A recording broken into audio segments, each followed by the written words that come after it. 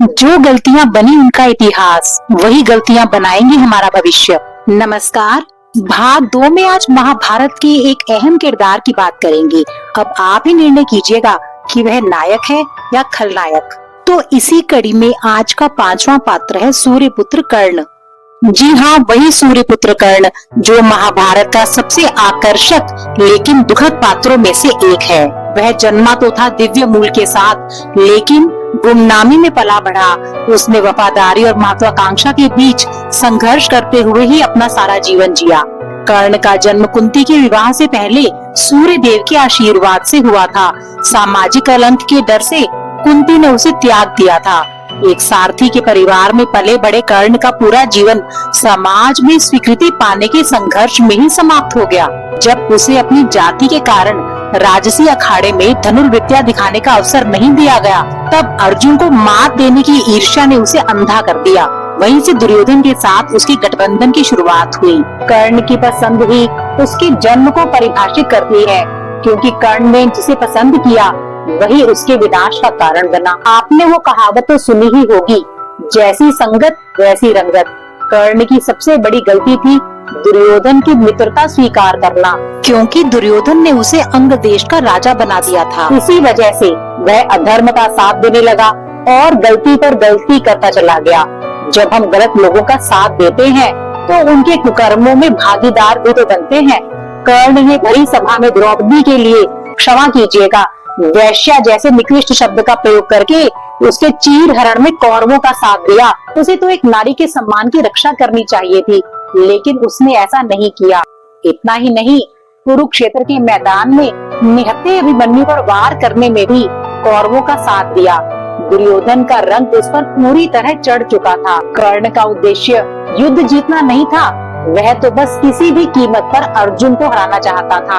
अहंकार और ईर्ष्या से पोषित इस भावना ने उसे अच्छाई से दूर कर दिया और हर क्षेत्र में प्रतिभाशाली होने के बावजूद भी घमंड और गलत निर्णयों ने उसे पछाड़ कर रख दिया।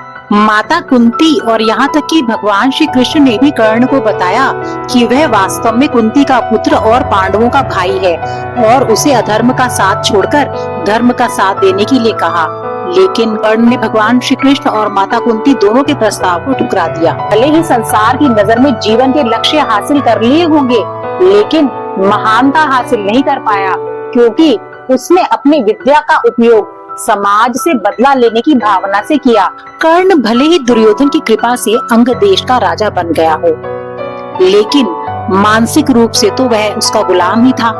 जब कोई दूसरा व्यक्ति हम पर इस कदर हावी हो जाए कि ये कहना पड़े, जो तुमको हो पसंद वही बात कहेंगे, तुम दिन को अगर रात कहो तो रात कहेंगे, मतलब खुद की सोचने समझने की शक्ति शून्य हो चुकी हो, इतनी भी समझ न रह गई हो कि मैं केवल दूसरों को प्रसन्न करने के लिए खुले आम एक स्त्री का भयंकर रूप से अपमान कर रहा हूँ, तो फिर आपका अपना अस्तित्व क्या रह गया?